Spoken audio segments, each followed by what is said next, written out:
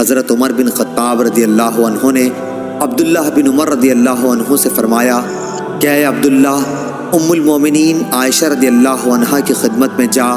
اور کہہ کہ عمر بن خطاب نے آپ کو سلام کہا ہے،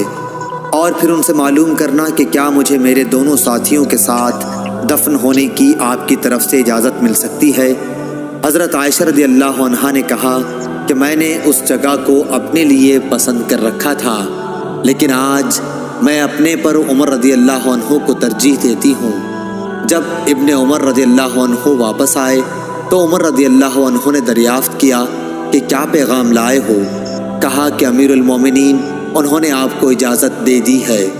عمر رضی اللہ عنہ یہ سن کر بولے کہ اس جگہ دفن ہونے سے زیادہ مجھے اور کوئی چیز عزیز نہیں تھی، لیکن جب میری روح قبض ہو جائے تو مجھے اٹھا کر لے جانا۔ اور پھر دوبارہ عائشہ رضی اللہ